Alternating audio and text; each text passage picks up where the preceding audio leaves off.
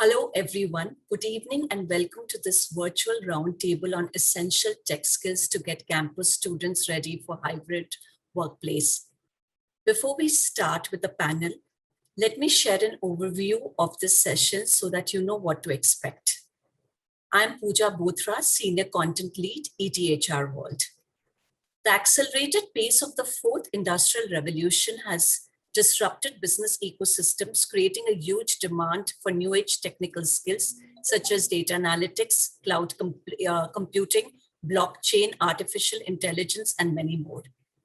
Understandably, there is an urgent need to hire talent with these skills, and enterprises are looking keenly at campuses to meet their requirement.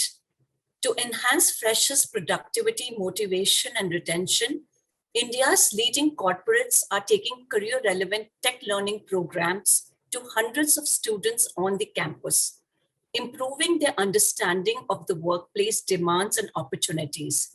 The question is, what is the best onboarding strategy to prepare these students? For that, we have a diverse and eminent panel, and it gives me eminent pleasure to introduce them. Please join me in welcoming Neeru Mehta, Senior Vice President, Global Head, Organization Effectiveness, Global Logic. Shiny Samuel, Leader, Learning and Careers, Asia Pacific, Japan and China, Cisco. Dr. Murli Padnabhan, Senior Vice President, Global Talent and Resource Management, Virtusa. Sanjay Dutt, Senior Vice President and Global Head, Capability Development and Digital HR Operations, EXL, and Ritesh Malhotra, Business Head, Enterprise, Great Learning. Welcome panelists to this roundtable. I'd also like to welcome the viewers. Viewers, we want to make this roundtable very engaging and interactive for you. So please share your questions from the beginning. We'll start taking your questions right from the middle of the roundtable. Do not wait till the end for your questions. Please make the most of these panelists by sharing your questions. A surge is visible in entry-level university hiring, as freshers are an enormous source of fresh perspective and knowledge, bringing new ways of problem solving, which help continue the momentum of innovation and growth. However, an increasing skill gap, especially in the emerging technologies domain, remain a concern as freshers fall short of owning these skills, leading to efficiency loss, early burnout, and exits. To that point, I would request Sanjay to share his insights on industry-academia gap and some strategies to plug this gap. Thanks, Pooja. And let me just begin by thanking all of you at Times Internet and ETHR for inviting us and me particularly for this really, I think, relevant discussion in today's age of really high demand talent and you know, the whole war for talent, as we call it. So look, I do want to start by saying there's a lot happening, right? So you know, while we talk about the gap, it's not that the corporates and the academy aren't working together, but specifically there are areas where we need to work on, particularly in the Indian context. I know you talked about technology, and that's very obvious, and I'll talk about some of the technology capabilities, but I do want to start with what I call the new age value creation capabilities, right? So what the last 5 years, and particularly the last 1.5 years during the pandemic, what we've seen is the entire industry has rapidly moved now to take on a very strong shape and affinity towards digital. And when you say digital, I guess it's not just the technology capability, but it's really the ability to leverage technology to drive better business outcomes and higher customer experience. As you do that, the top capability is not as much just technology itself, right?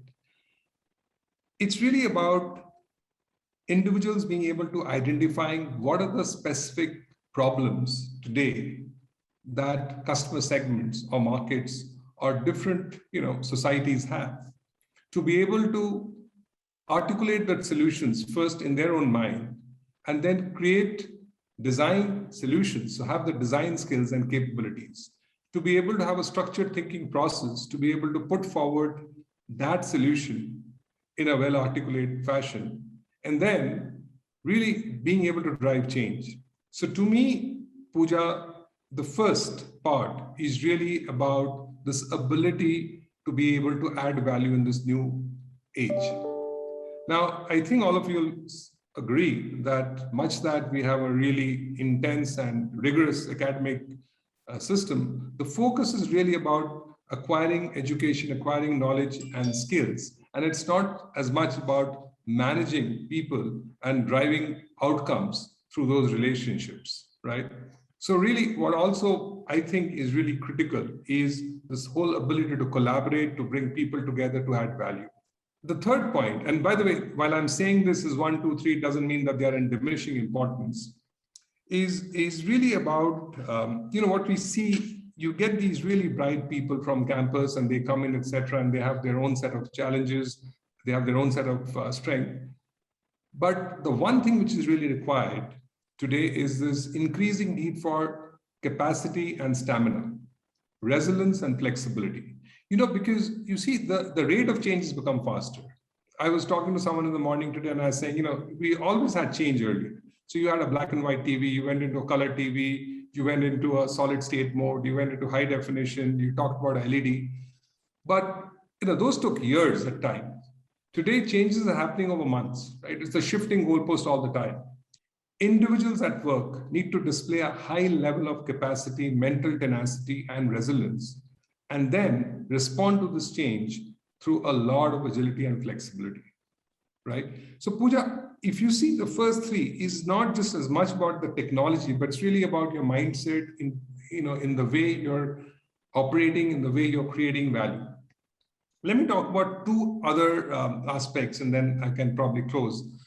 The fourth one, as I see it, is, I call it connecting dots.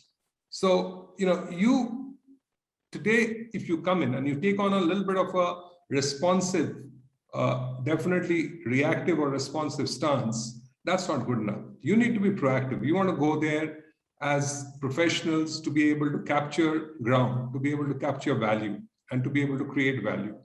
What we see in people is they like to operate to a book, right? So you give them a set field, you give them a script, and they operate to that.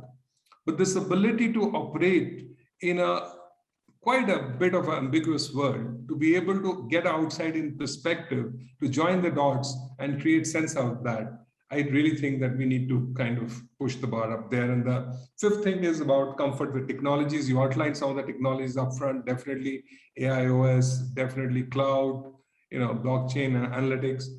If you were to put all of this together, the sum total is today, you want people to come in out there and who want to take the initiative to take the value story ahead, just to kind of to write the script, as opposed to sit and wait for the script to be fed down to you. Because the industry, I mean, if you're looking at me, EXL, for instance, a company which is operating in the IT BPM space, you really want to be looking at people who come in and start operating very quickly in a very fast changing dynamic world where the client is constantly expecting value and transformation, right?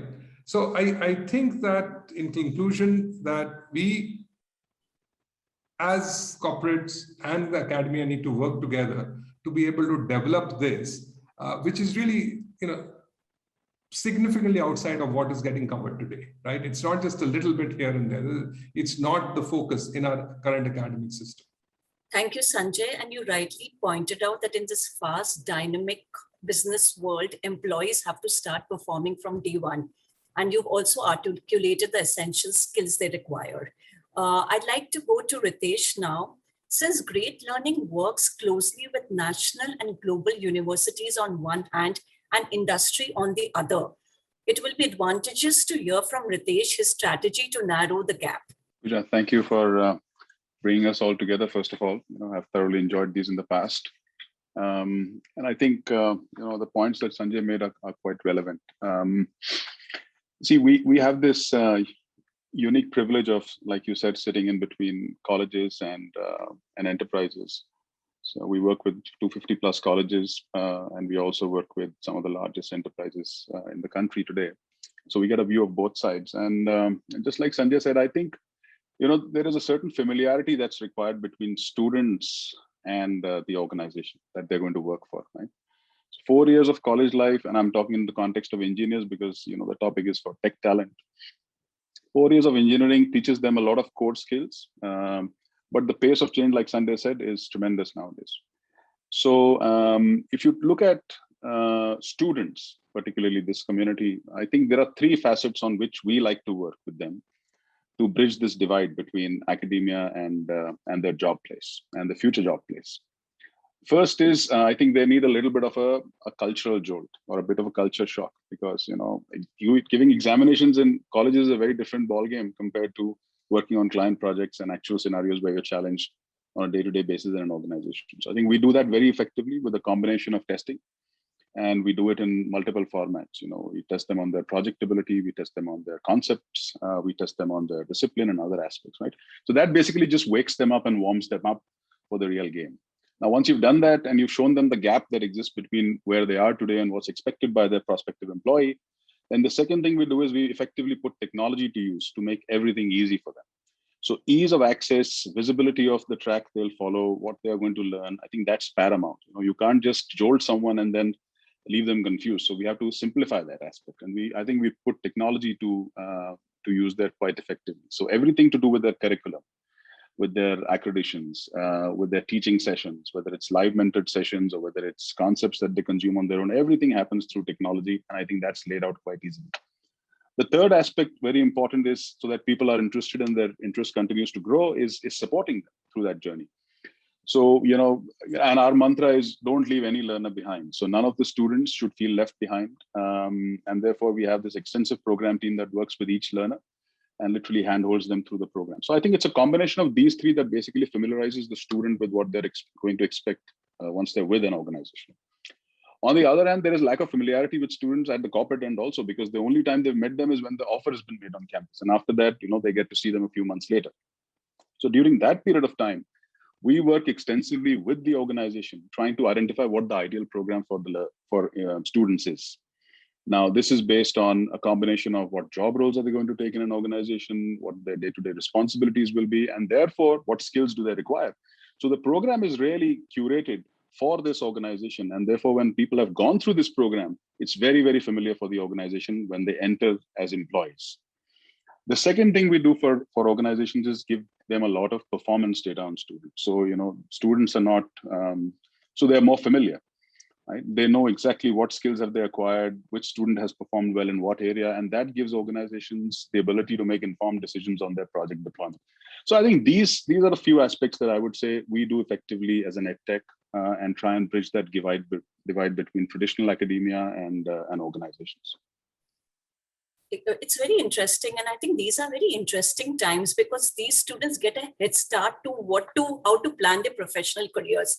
Very early on, they get to know, which skills are going to work for them in the workplace. So the internal compass, as we say, can kickstart at a very early stage because of this, programs we are doing with campuses. Shiny, I'd like to go to you and ask you, industry's dependence on academia is increasing by many folds as data-driven technologies are highly in demand today. And with the technology sector doing so well, there is a huge demand for recruits, in technology function. So how much do you rely on sourcing from academia? I think we heavily depend on the academia because I think ever since our first operation in India, we've hired from campuses and we've continued to hire till this, very year and definitely in the future, right? And being a technology company, our expectations from campus hires are, they actually have strong fundamentals, right? By that, I mean excellent in software development practices. So they need to have a solid understanding of algorithms and data structures and all of those. Basically, problem-solving skills are key. As far as emerging skills are concerned, exposure to them is definitely helpful. But what would be more important, as Sanjay earlier mentioned, is the ability to know how to use these theoretical concepts in a practical problem, right? More, it's like application to real world problems. I think critical skills along with that would be a critical thing would be a growth mindset and the ability to learn quickly and continuously. We all know that the half-life of technical skills these days are anywhere between 2.5 to 5 years, right? And depending on the technology area. With that kind of a challenge, with new technologies coming in constantly, if students are strong in their fundamentals and can learn quickly, I think as organizations, we should be able to work with them on the rest. There's a very interesting audience question that has come, and I'll just take this. This is by Sanja Sachdeva. She's asking, I have done industry academia first seminar in 2005, and today also on the same lines, we are doing the same. Who, industry or academia, is at fault? So I guess she's talking about the industry academia gap, and so she's asking who is at fault. Dr. Murli, would you like to take this question? Yeah, sure. I would start by saying nobody's at fault. I think relationships and synergies emerge, and they have to be in tune with the current context and environment, right?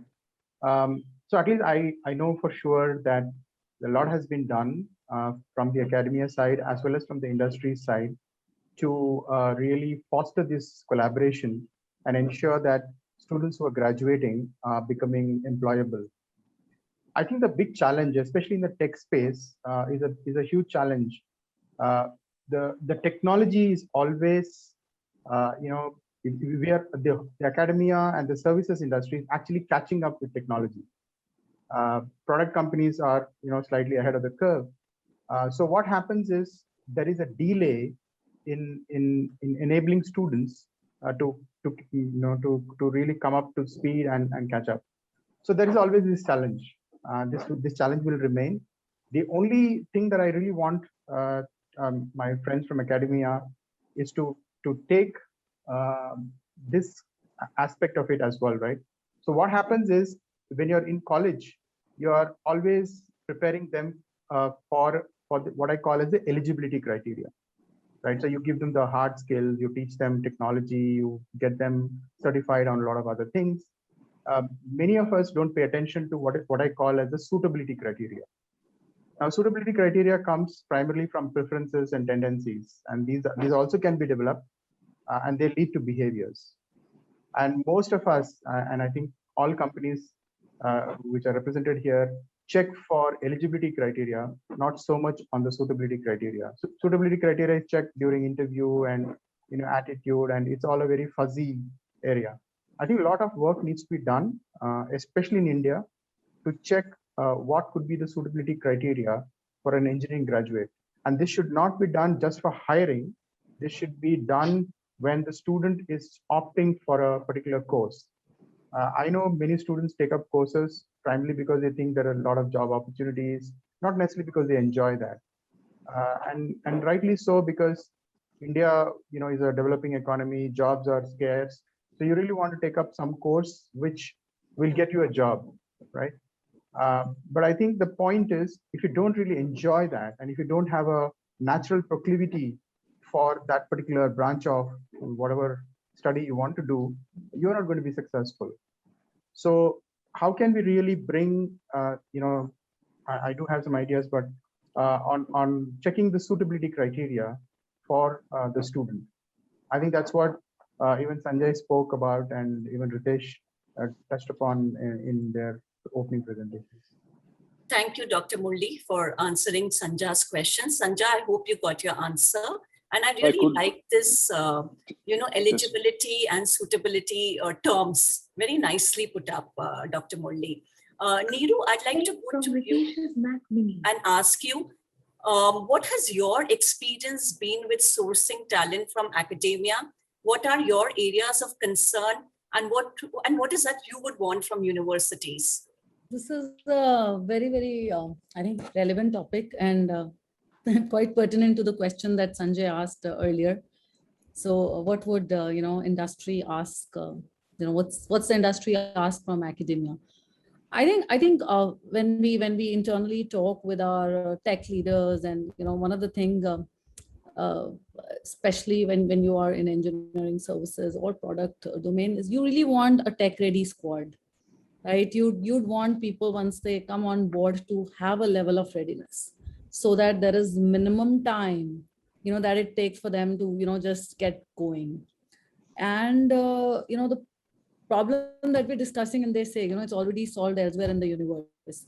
So even when I look at, the problem in India, it is, and we are right now, for example, of course, we started some of our early engagement programs. This year, as an example, we are, given the last year's pandemic, what happened and how we had to make sure that, the engagement doesn't dip with the campus, because of what was going on. So this year we are actually getting into partnerships, where we're saying that, we are going to engage with you right at, maybe at when your fourth semester or around fourth or fifth semester. We will get into training your, faculty on certain technology areas. So so as a company, we're partnering with some select universities to literally walk with them through the last 4 semesters, so that by the time it is their 8th semester, which is the final, and we actually, get them, selected for, roles within Global Logic, we've got talent who already understands and in many respects is tech, ready for us. So right from, faculty training to making sure we have the ready platform to identifying what kind of, technology areas we're going to get into. That's the kind of thing which is going on right now. It was a challenge area as well as a big area of opportunity. We wanted to create that relationship because so far, I think what companies do is a lot of bridging programs, let's get into, your corporate acclimatization and some of the early stage induction programs.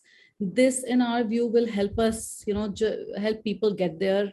And what we will intersperse this period is with master classes from GL, from SMEs or some community events, being part of their career fairs, so on and so forth. So I think that is a challenge area, Pooja, and I think we've got great opportunity to address it. It is, we are in a war-like situation on talent right now.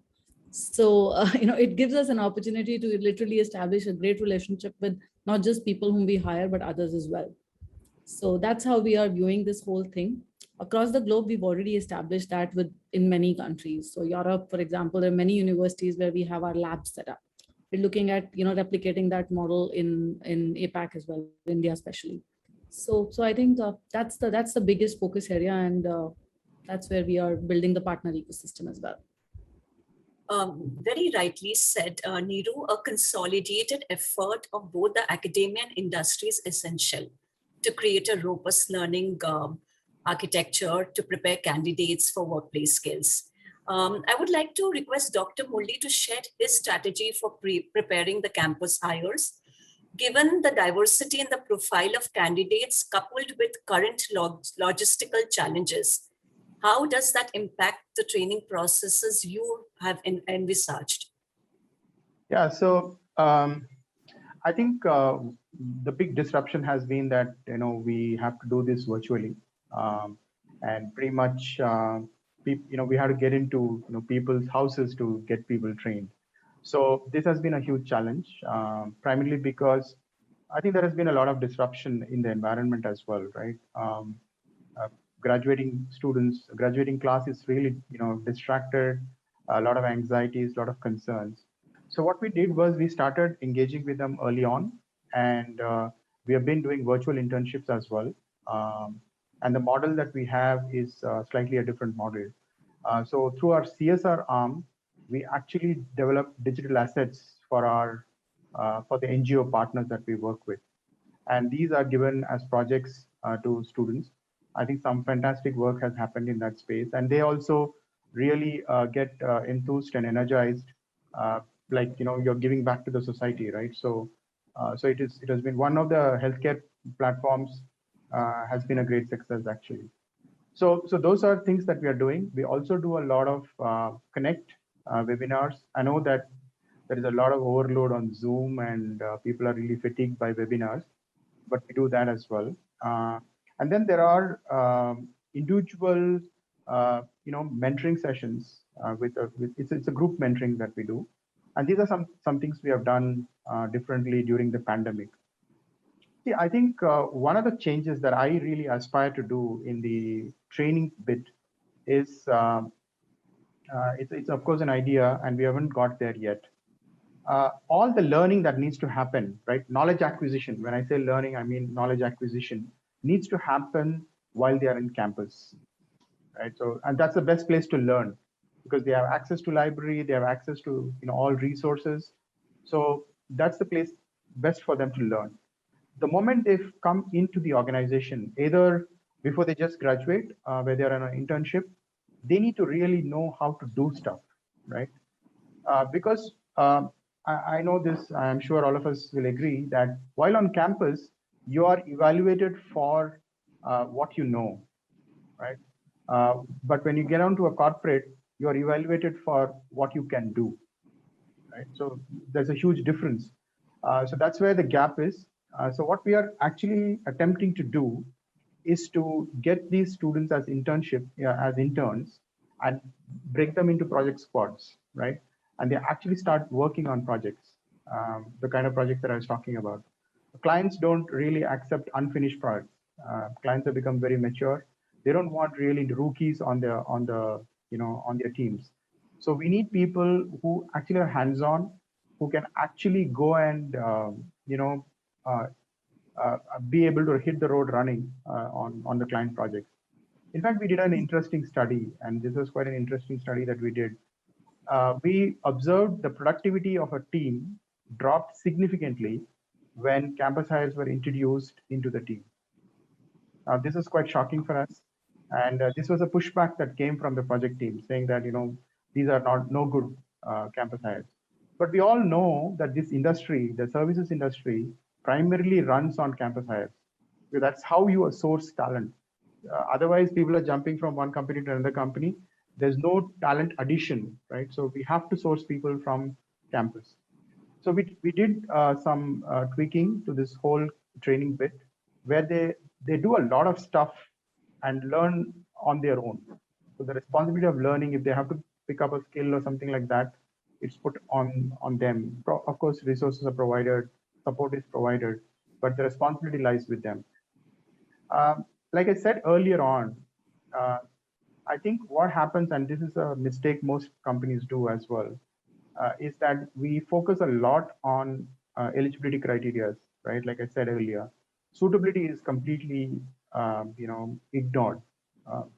So what happens is you get students who are actually not trainable. That's a big issue because high eligibility and low suitability, you cannot train them. But whereas low eligibility and high suitability, a person can be trained. And I think that's where the mistake is. And most of the initiatives that, including my company, is to make them eligible, not necessarily suitable. So we are trying to change the process. We are trying to see how we can actually give them those experiences by which they can develop some of these tendencies and traits. One of the tendencies is learning agility. If you want to be in IT services, you've got to be a constant learner. If you think that I've got a job in a company and that's the end of it, that's the first interview that you clear. People who are working in the industry know that you go through millions of interviews before before you retire. So every day is an interview. Every moment is an interview. You're evaluated constantly, right? By the clients, by your peers, by your managers, by your technical architects. So you have to be under scrutiny and you need to constantly learn. So for me, learning agility, curiosity, appetite for some of these softer aspects, the so-called softer aspects, are important. We can train them on hard skills, and we can always get them the resources that they need, which works quite well as well. Yeah. Very rightly said, Dr. Murli. Ritesh, I'd like to go to you and ask you, for a student who's worked hard for 4 years in his or her undergraduation and has got a job offer. So at that point of time, in a way, the hard work has paid. How motivated is that student to start the new journey of learning? So how are you helping industries to crack this tough nut? Yeah, no, that you're absolutely right. I think once the college journey is done and you have the so-called fruit of labor, which is the job offer, it's sometimes tough, can be tough to get your motivation back to learn again and be ready for the next inning, the longer one.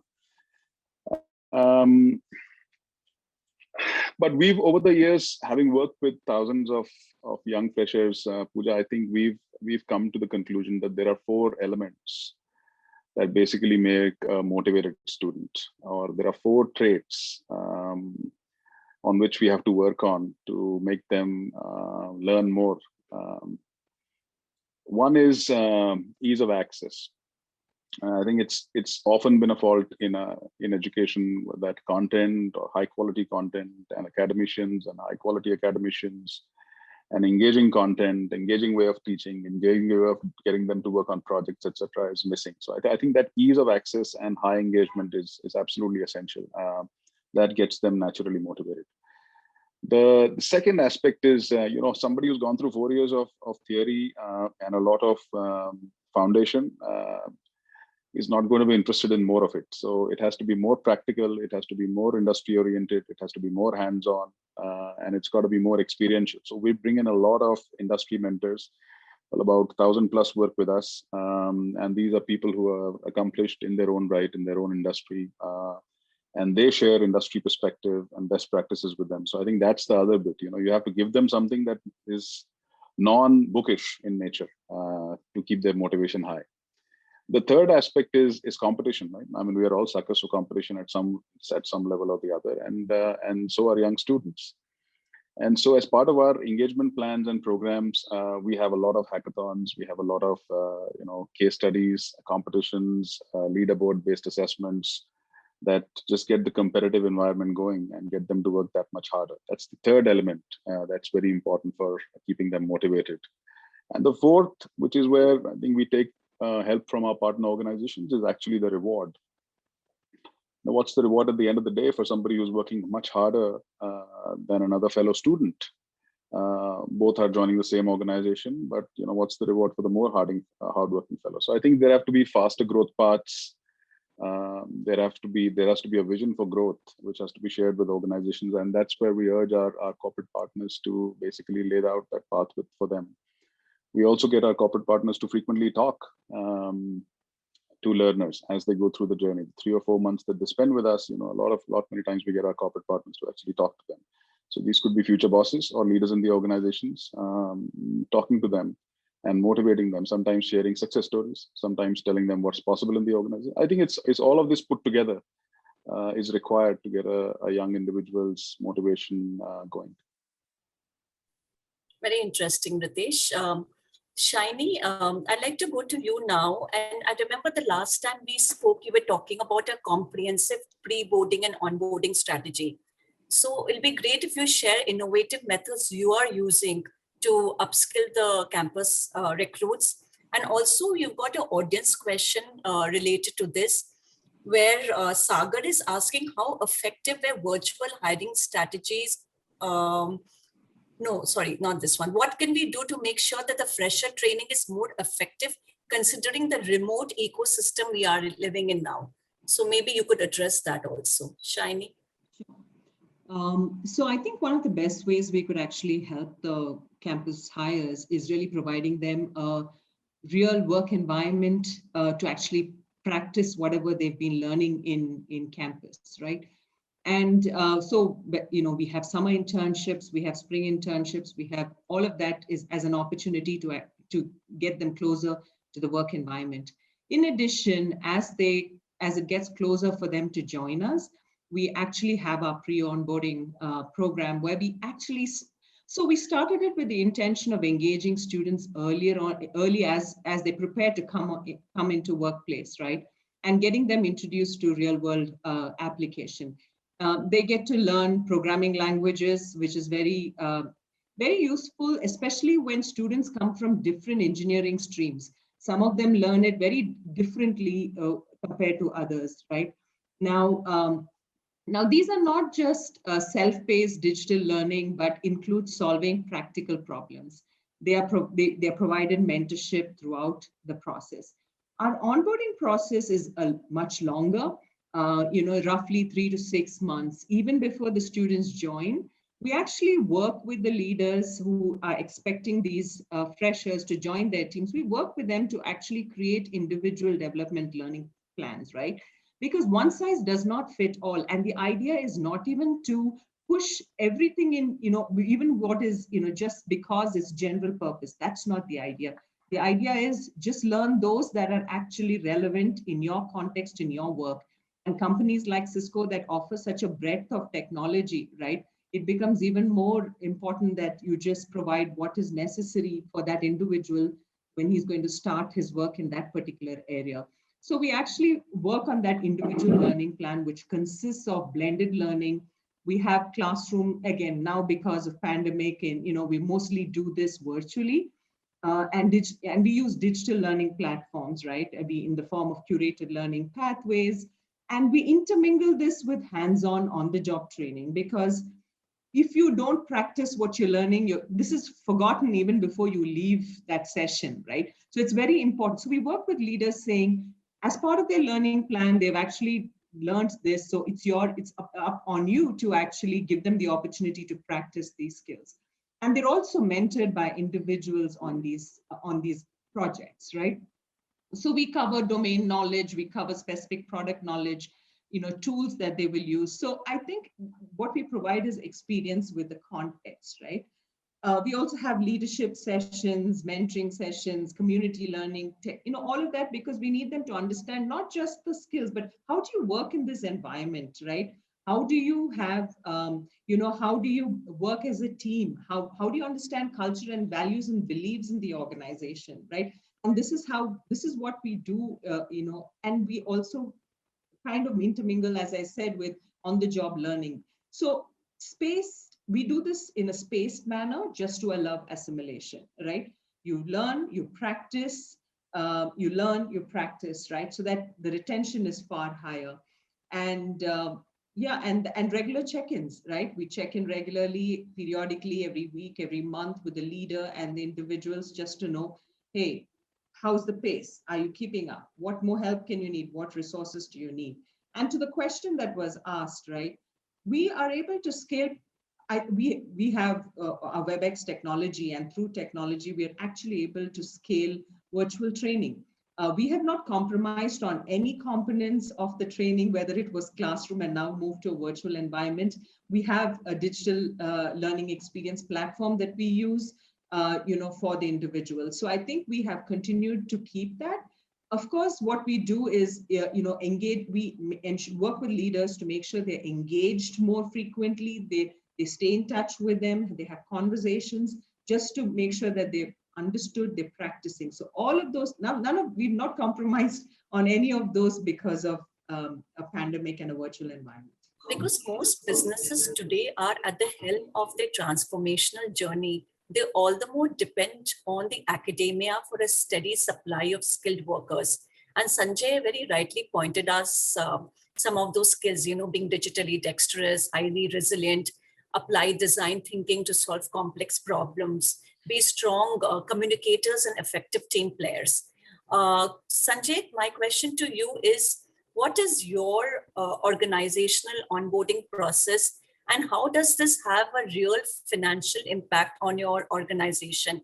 Onboarding also impacts productivity, culture, and compliance. What have been your challenges in onboarding? Yeah, look, I think a lot, Shani's already talked to, right? I mean, very similar. You see what's happening is that all of us, most of the organizations, large organizations particularly, are multi-location, typically global organizations, right? Anyways, pre-pandemic as well, you needed to do a lot of this virtually, a lot of this digitally. What's happened over the last 1.5 years is this has got accelerated significantly, right? Specifically at EXL, there are a couple of things. One, of course, like I'm not going to repeat what Shani is saying, but you have obviously digital learning experience platforms, which are very intuitive, which are AI driven, which throws the right level of, learning content to people based on what they need to learn. I think the key part, the code which needs to be cracked, and that's where we're doing a lot of work, particularly in our company, is, a lot of what we talked about today is about how to apply learning to work, right? So you take some learning and you apply that to work. If you continue further, there's another stream, right? Which is, how do you learn while you work, which is different from applying learning to work, right? And that's where we believe that the maximum, kind of results come. Now, there are companies which have been doing secondment, where, you kind of go out, we talked about them, some people talked about projects, etc. What we found out is that the earlier you expose our new joiners to the different thinking, the different projects, the different real life assignments in the organization, get that available across the company. So, just look at this. Today, talent management is actually becoming very close to the traditional ways of knowledge management, right? So you look at talent as knowledge, or as a knowledge resource. You make that knowledge available across the company so that people can real-time pick them up for projects, right? And at varying levels of criticality. That's the one big advantage that digital gives to us, right? Which really means, Pooja, you hire Sanjay Dutt into the organization. He brings A, B, C capabilities. You map that, and you have a company-wide access that Sanjay has joined. This is what he brings. Can I draw from that resource? Now, what happens? Two things. One, from an organizational standpoint, to your point, you almost instantly start becoming productive and generating revenue. So there is a direct financial impact to that. But I think the bigger outcome of that is that almost from day one, the point Dr. Murli was making, you bring that person to start performing and learning while performing, as opposed to creating a long tail of learning. I do want to just bring in one point, because, a couple of conversations on this, and this is, a really important point. The question is, whose accountability is it? The corporate or the academia, etc. We've been doing this now for years, as someone pointed out. You talked about in 2005, etc. Look, I think accountability is both corporates as well as academia. But the corporates are running a business. Their primary outcome is to run business, not to develop people, right? I mean, you develop people, I'm being very candid, but you develop people to run business outcomes. The academia are in the business to, develop students or to develop young people. I'm not saying that anyone's less accountable, but really it is, I guess it is contingent on both parties. But what we see increasingly in India is the whole academic sometimes becomes, not everywhere, but it's pretty controlled, right? So you have controlled curriculum. You don't have that flexibility. Dr. Murli talked about, and I think Ritesh was also talking about doing projects, etc. And those are great points. But I really think you need to bring in R&D into colleges, into institutions, right? Which means you get people to start doing R&D. You set up incubation labs. You get the corporates, you come to corporates pretty aggressively and invite them to actually take these resources. Now, what happens? The corporates get interested, right? Because you automatically get access to a resource to do the kind of research, to get, the kind of information, knowledge, etc. beforehand. The students get a direct feel of the organizations. And let me link this back to how you said how onboarding. This is what we really want to do. So we're not saying that let's wait or let's kind of do some hackathons or quizzes, etc. with, let's say, engineering colleges or with IIMs, etc. But let's go there and let's create co-created, co-run programs, which will actually almost, you're meeting midway, which starts the working journey even as you're there. And I think that learning while you're working really pays dividend for us. It's a little bit of a long answer, Pooja, I'm sorry, but really this is what I think is tipping success scales for us. As you get people to actually start working fast and learn from them. Very interesting, Sanjay. Dr. Murli, a point from you on the business case of onboarding strategy. Yeah, so I just wanted to, before I get to the business case, I just wanted to respond to what Sanjay said. And I think there were experiments done to this effect, but not necessarily in the IT services space. And for some reason, this was not carried forward. So there used to be, sandwich program, so to speak. So what happens is there was a manufacturing plant right inside the college campus, which would produce, produce goods, and students who are actually engineers, mechanical engineers, would actually work on the shop floor, right, half of the day, and then rest of the half they actually are in classes. Now this is for a manufacturing plant, right? This can be easily simulated for IT services industry. To set up a IT company within a campus doesn't take much, right? It's what kind of capital investment do you need? And then the question is, where do you get the projects from, right? So there are a lot of problems that are out there in the in the society that can be given to students. So if they really start working in an industry setup right on the campus, while they're on the campus, I think they will get whatever that we are asking for. And it's not that they're compromising on their academic rigor, right? So academic qualifications is necessary, but not sufficient for you to be successful in a job. This is not my statement. I know there has been enough research done on this. Now, academic rigor and job experience, is important for you to be successful on a job. So if you can really simulate a project team, which doesn't take much actually, right on the campus, and see how work gets done, and if you're able to give that experience to your students, I think they will be eligible. India is a talent surplus market, right? We have enough engineers graduating. Number of engineers who graduate are much higher than the demand that is projected. Even in the best years, we have more graduates coming out. So there is a talent surplus, unlike in the West where there is a talent shortage.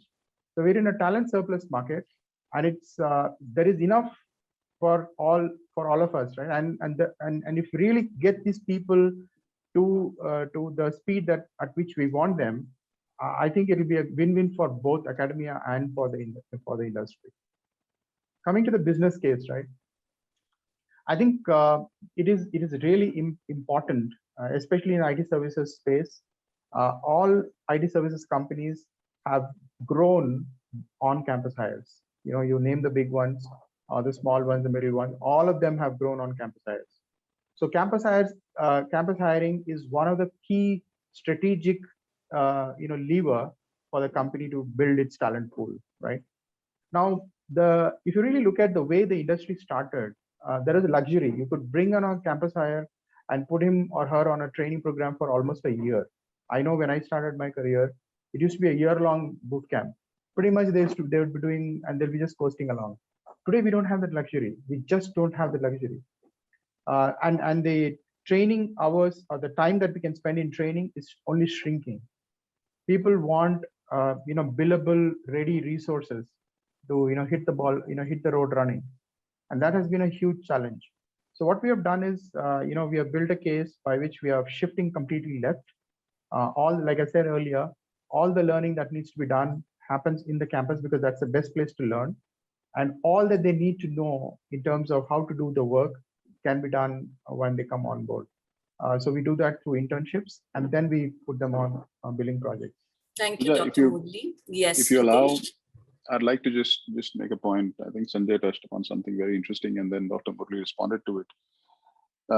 As to between academia and industry, where does the onus lie more? I think if you traditionally look at all academic institutes, their focus has been and will always be more degree qualifications, right? Education programs which lead to a degree. I think the pace of technology change is so fast now. These degree programs take a couple of years to develop and the curriculums to be written, etc. Right? There's a lot of research that academicians do to put them together. I think the pace of change of these areas now is so fast that unless there is this hybrid culture of having shorter certification programs which prepare people for specific areas, academia is never going to be able to cope up. Now, which is where players like us in EdTech come in. I think this is one area where I believe the entire EdTech industry has done rather well. For example, now when we work with organizations, our programs are mostly between 3 to 4 months in duration. Most of these curriculums have been carved out for specific job roles. They've been carved out in consultation with the industry, and they've also been carved out keeping in mind what sort of college student will fit the bill for these programs. And now we are also beginning to take those programs to colleges. So, while somebody is in the final 2 semesters of engineering, wouldn't it be great if these certification programs were offered to them and they can learn there while on campus, and then organizations absorb them. So I think all this is emerging. The models are not built till the supply and the demand is all synced. And I think on behalf of the edtech industry, I'll take the liberty to say that we are working very hard to bridge that divide and make it happen. I think we need support from some of the people on this panel to actually solidify those models and put them in place. Yeah, it's very interesting the role a learning partner can play to bridge the gap. Neeru, I'd like to go to you and ask you, you mentioned that it's like a war to get talent now in your organization, like in any other organization in the technology sector. So what are your expectations from the onboarding strategy, and how are you creating an onboarding, strategy that is aligned with your business outcome? Yeah, the discussion is so interesting, and I just want to carry on what Ritesh was saying. Ritesh, absolutely, we need players like you. There's a big wide space that's where you're already there, and much more potential, because I think that's the only way this gap gets addressed, and gets addressed on a continuous basis. And Pooja, coming back to your point, I don't know, when I was saying war for talent, it's everyday news that's always on my mind. Many of you would have seen this Bima Pay ad. Yes, it sort of ruled LinkedIn in the last 3 days, where, right from BMW bikes to, I don't know, digital gadgets to the Dubai, cricket, being in Dubai, vacation there was offered. So in that world, even then, when you look at these good tech minds, even if they're freshers, that's the mindset which is there, right? If I'm good, this is where, how the market for me looks like. So how do you literally, and this is a paradigm shift that I've also seen, not just with freshers, but with people inside as well, which is about, skill development is not good enough. What happens after that? Are you owning up, the growth completely? Does my career really accelerate with you? We had this classic question of what if you do training versus what if you don't, and a person leaves. So now the classic question actually changes to saying, do I see growth after, my skilling and my development, and the whole onboarding happens? What happens to me? So what we are focusing on in this whole journey is to really help the freshers with the right mindset about careers versus, different jobs, a very in-depth understanding of what career growth in a technology company can be for you, showing them the fast track options. Like, if you do this, this is what happens to you. Traditionally you would become like a CTO in 15 years. And, if you rightly upskill yourself and get to this, you probably would be the CTO in 10 years, with Global Logic. So they want to see, how does growth happen for me right from the beginning.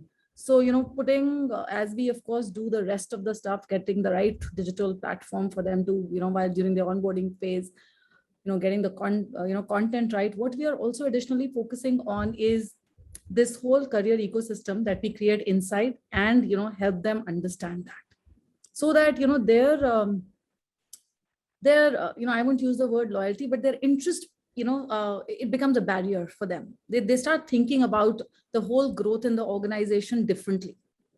So I think that is what we are investing on accelerating careers through the right onboarding, through the right, building the right academies for them, even at a fresher stage. If somebody wants to literally, be great in data sciences, so be it. Let us assess their interest right in the beginning and put them on that path.